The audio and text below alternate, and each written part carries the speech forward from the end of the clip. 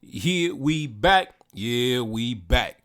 Now, today we're going to be talking about population. And I believe this topic is right on time because on the heels of a Trump re-election, like I told you before, one of the main points that Trump galvanized his base with was the concept of the Great Replacement, right? The Great Replacement theory, right? The fear-mongering tactics that the white population is decreasing and they're going to be overtaken by foreign populations and foreign races. And this is a sentiment that is not limited to the United States, but is actually sweeping across many Western nations, right?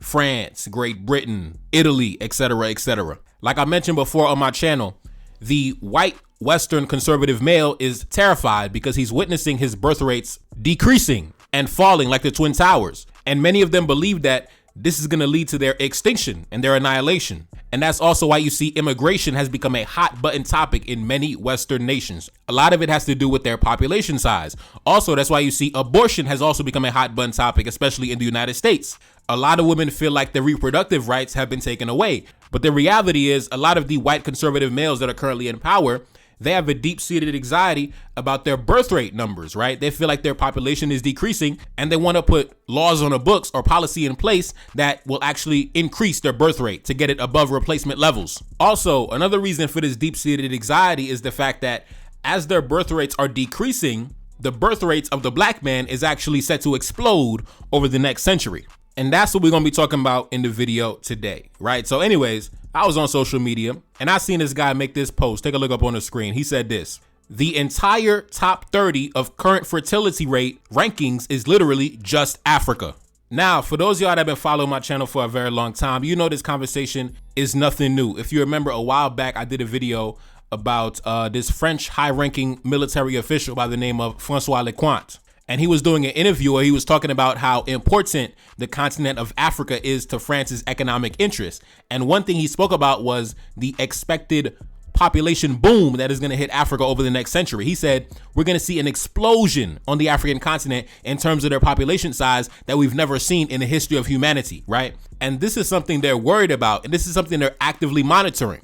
Now, let's jump into some of these articles. Take a look up on the screen. Africa's working age population will increase from 883 million in 2024 to 1.6 billion in 2050. That's less than 30 years away, and will constitute about 25% of the global working age population. The concerns about fertility are not taking place in a political vacuum in the United States or anywhere else. Around the world, far-right leaders have campaigned on platforms to roll back abortion, restrict immigration, and boost the number of native-born children. In China, government officials recently scrapped gender equality as a priority and advised women to establish a correct outlook on marriage and love in childbirth and family. In Hungary, the prime minister has promoted a policy of procreation, not immigration. Africa's population, estimated to be around 140 million in the year 1900, accounted for 9% of the world's population at that time. However, its share has since doubled. Fueled by a combination of falling mortality and some of the highest birth rates in the world, Africa's total population has increased tenfold and now stands at over 1.4 billion. The United Nations projects that by 2050, Africa's population will reach close to 2.5 billion. Such a figure would mean that more than 25% of the world's population will be African. Its population growth will slow thereafter, but Africa will remain by far the largest source of growth globally. Its share of the world's population is set to reach close to 40% by the end of the century. Now, let's take a look at some of the reactions on social media. This person said, I think the only way to fix this in the short term is to pay a small group of women to have 10 plus kids and provide the money for everything. My God. But like I told you before, man, this is a deep-seated anxiety for many white conservative males, right? That's why you see a lot of them want to go back to the traditional way of doing things where the woman is barefoot and pregnant, having a whole bunch of kids, secure the border, keep the non-white immigrants out, bring the white immigrants in to fortify the white population. This is something they're really worried about. That's why you see a lot of governments leaning towards the conservative end of the spectrum, right? They're leaning more towards conservatism nowadays, not only in the United States, but across the Western world at large, because they're all suffering from this problem. They cannot get the birth rates right. The white woman does not want to have the white man's kids. You know what I'm saying? The white woman doesn't want to have his kids. So he's sitting back like, damn, the black man over here having, 6, 7, 8 kids. The white woman don't even want to have one kid.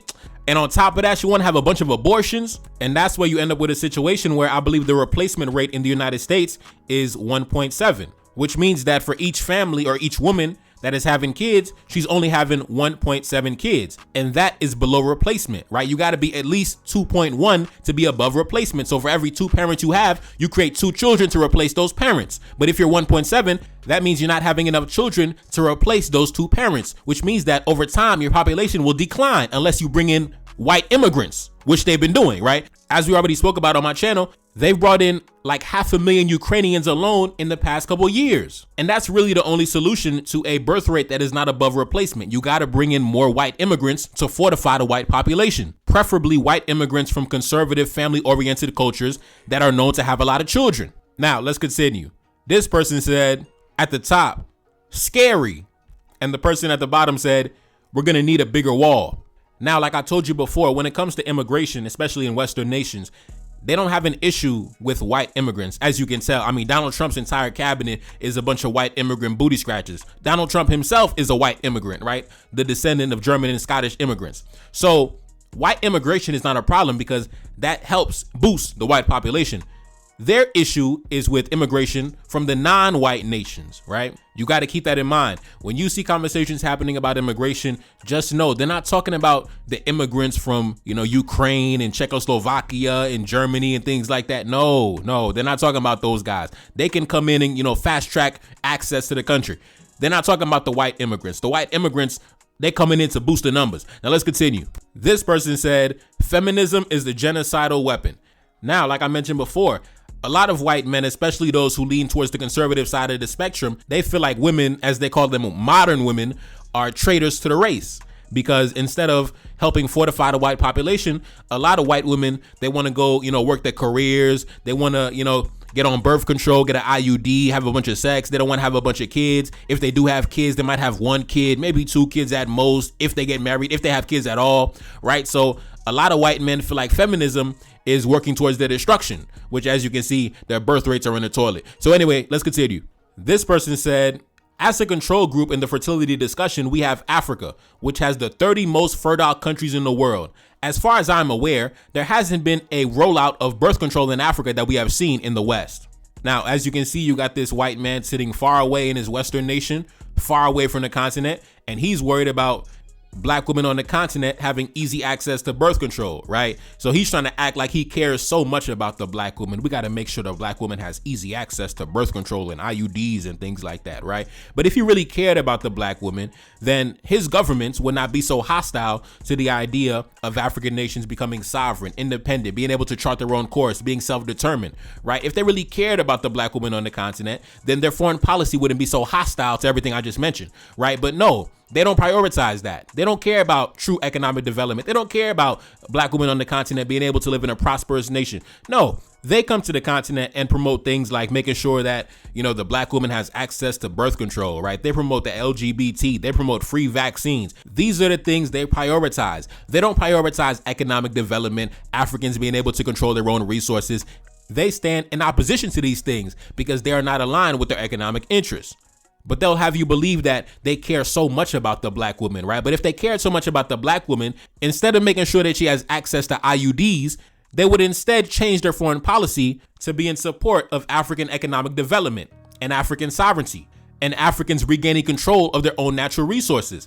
Because in that way, then the Black woman will be able to survive on a livable wage. But instead, their focus is on, making sure that the Africans have access to birth control, right?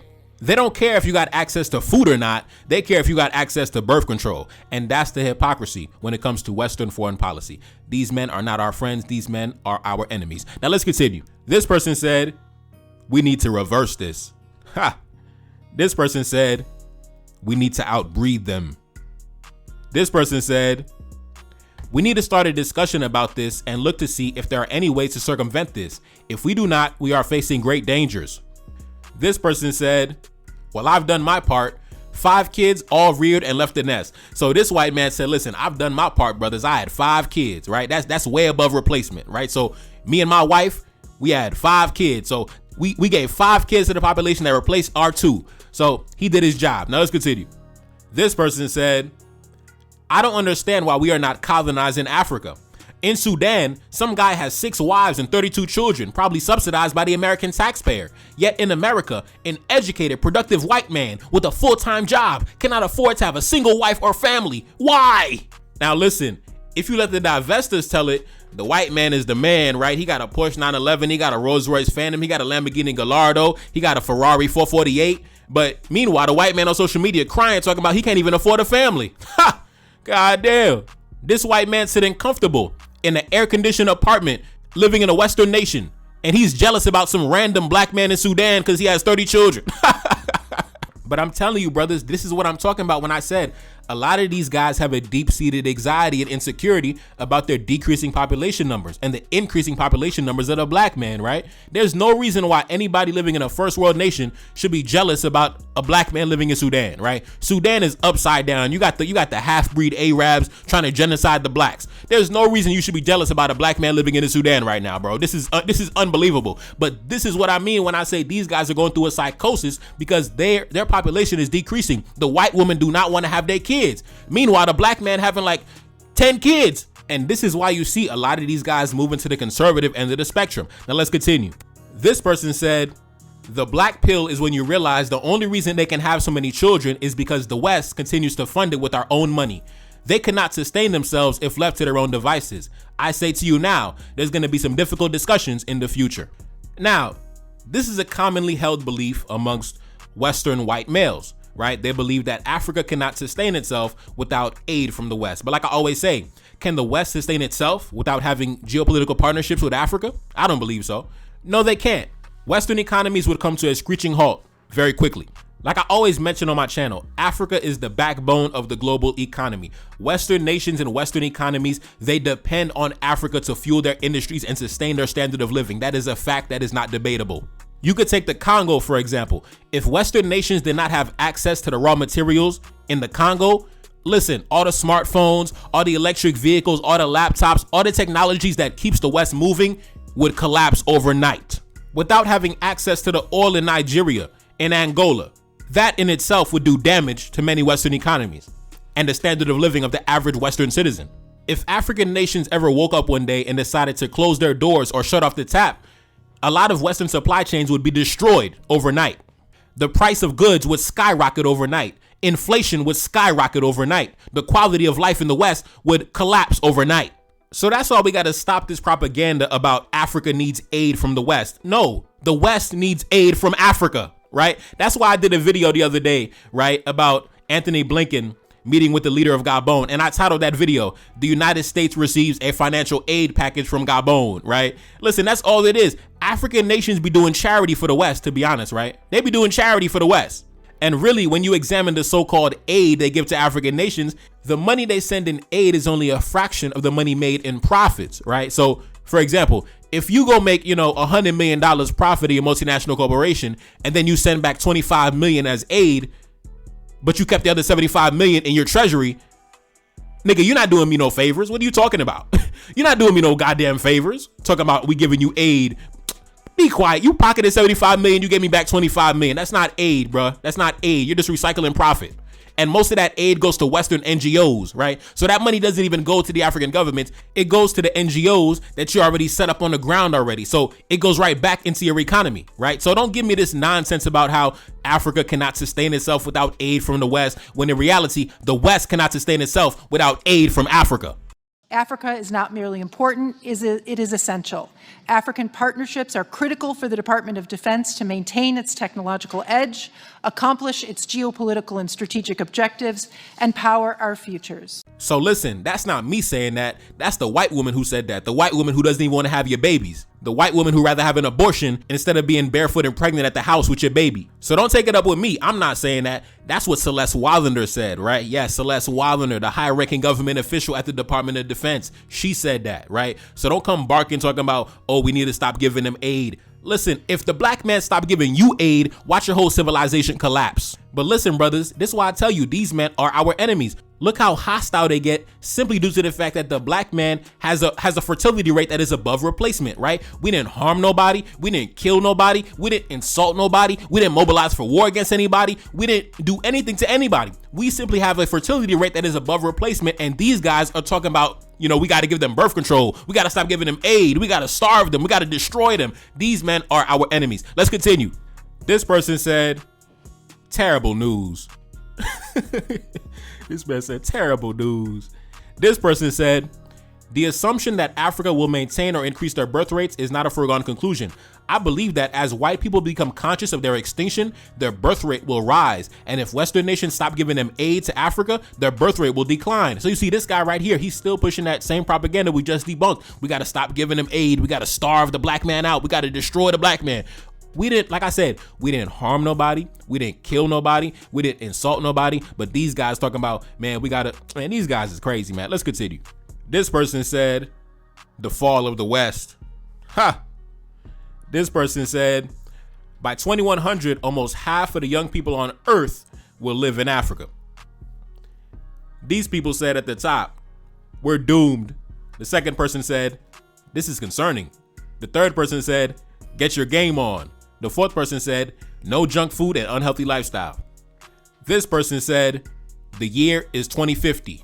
The world is black. White people are minorities. Bitcoin is at $69 million. Ha! This person said, Africa is poised to be the epicenter of global growth in the next century, home to the world's youngest population, booming economies, and cultural innovation, and they are panicking in the responses. Now, a few weeks ago, I did a video on Mali directing their focus towards the Western multinational corporations and taking back control of their natural resources, specifically the gold, right? We've seen them arrest the CEO of multiple major gold mining firms, Barrick Gold, which is the second largest gold miner in the world, also Resolute Mining, another $1 billion company. They arrested the CEO, right? So in that video, I made a joke like, listen, we need all that. We need all that back. We need the gold back. We need the diamonds and the gold and the cobalt. We need everything back, right? Because the population is set to explode over the next century. So we got to feed our population. So listen, we need to take our natural resources back. I'm sorry. You know what I'm saying? I hope you made a lot of money.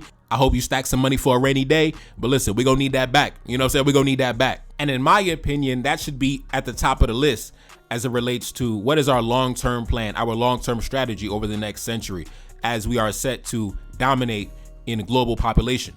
We need to take control of our natural resources. We need all that back. The oil and the gas and the coltan and the bauxite, everything, the uranium, we need all that back, right? Because these are the foundations of the modern global economy, right? So all them foreign corporations extracting the wealth at a fraction of the value, you got to get the fuck out the country. I'm sorry. I'm sorry. We got a large population that we got to feed. So I'm sorry. We're going to need that back. The next goal we should have in mind is freedom of movement, right?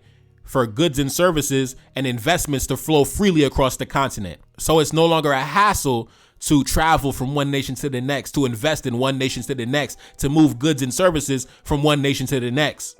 Also, we need to be able to take advantage of the knowledge and the expertise of many of our best and brightest minds in the diaspora, in the continent, and around the world, right? You got men like Theodore Colbert, the former CEO of Boeing Defense, Space, and Security. Now, this is a black man who has extensive knowledge in the creation of large-scale weapon systems, right?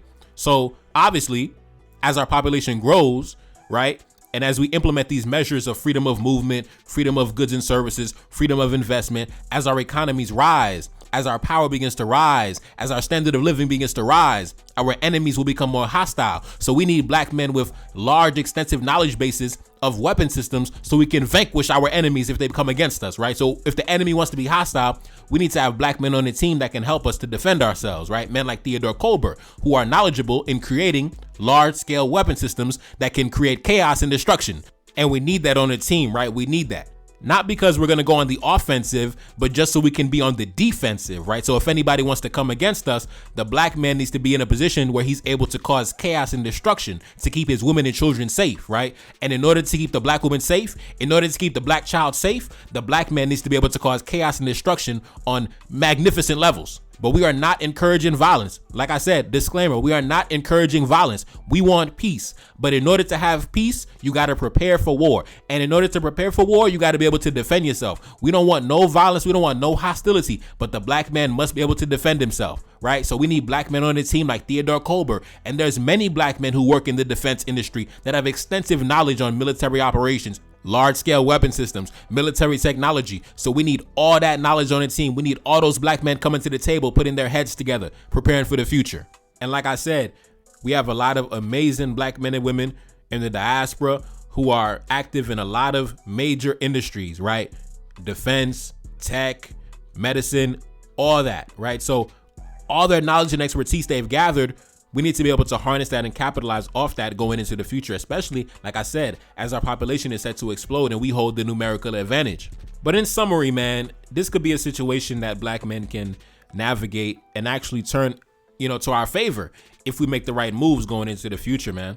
We are going to have the youngest population. And in the Western nations, they're going to have an aging population, right? They're going to have a bunch of old geriatric motherfuckers suffering from arthritis and high blood pressure. And we're going to be young, vibrant, and beautiful and handsome black men. So we're going to have the numbers. We're going to have the human capital to be able to power our industries, right? So this is going to be a positive for our manufacturing, our innovation, our entrepreneurship. We're going to be able to scale very quickly. We're going to have large populations that can buy and sell and do business and do intercontinental trade. There's going to be a massive labor market and a massive consumer market. We're going to have the largest militaries in the world. And that's why I say we got to focus on military defense and military technology going into the future and taking back control of our natural resources to not only enrich ourselves, but also cripple the economies of our enemies. Yes, indeed. We need to enrich ourselves and we need to cripple our enemies. Now, when it comes to the West, they're going to be going through the opposite, right? Because as their population begins to decline and begin to get older, they're going to have a smaller workforce, right? You can't have a bunch of, 75-year-old people working in the factory. They're going to be washed up.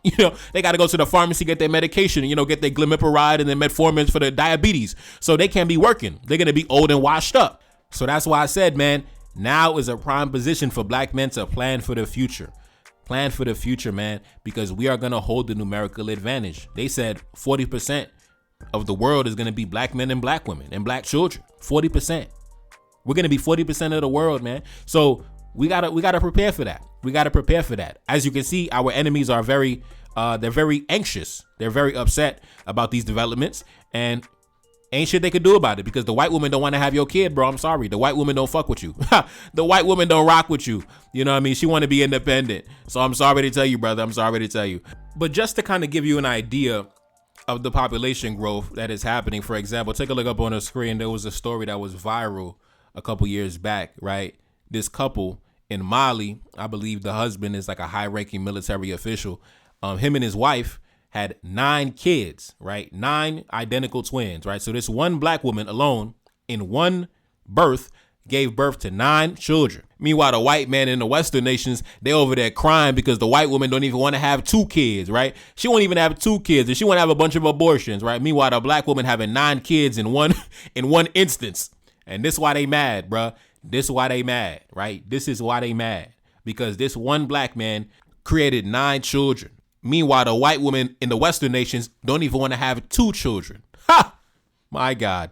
And listen, I'm still a young man. I'm still young and vibrant. I plan to have a lot of kids too, right? So while the white man crying because the white women don't want to have 2 kids, it's going to be a bunch of young Neferkari Dessalines running around in the future. Oh yeah. We're going to have a bunch of young Neferkaris and young Neferkarinas running around. Oh yeah. We definitely going to make them mad. I'm telling you. Anyways, man, it's your boy Neferkari Dessalines back in the Billy. Yes, indeed. Cash app in the description. Support the channel, man. Support the album. Peace. No. Feel like I'm 75. Know that your team be full of them traders. You know that can never be mine. I'm grabbing a thought when I drive. I'm back in my zone and we on. She said that she ready to come be my wife, yeah, hoping I don't do her wrong. I gave her my word and it's bond. I'm whipping the best like a lamb.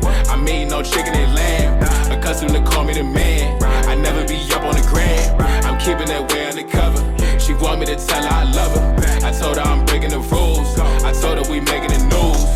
Back in my city, they loving me. Standing alone, I'm 100 deep. Enemy plotting and still in reach. They try to make sure that we underneath. Trying to make make sure that we never make it. Coming for power, come get acquainted. Coming for everything that I wanted. Feeling like Drake, but I really wrote it. Feeling like Kendrick, I'm checking names. Gotta roll up while I go insane. Got so much stress, I've been gated weight. Stuffing these racks in this Louis case. One thing for certain, I'm about to check.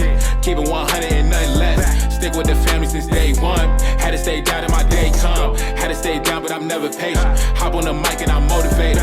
Hop on the mic and I drop a classic. Haters can't see me, they copping glasses. Back in the studio making magic. Got a new tape and it's in production. Back on my business, I got a budget. Staying low key when I'm out in public. Feel like I'm 75. None of your team be full of them traders, you know that can never be mine.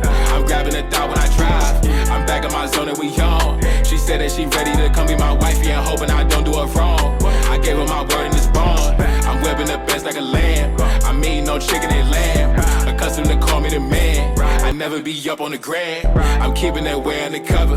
She want me to tell her I love her. I told her I'm breaking the rules. I told her we making the news.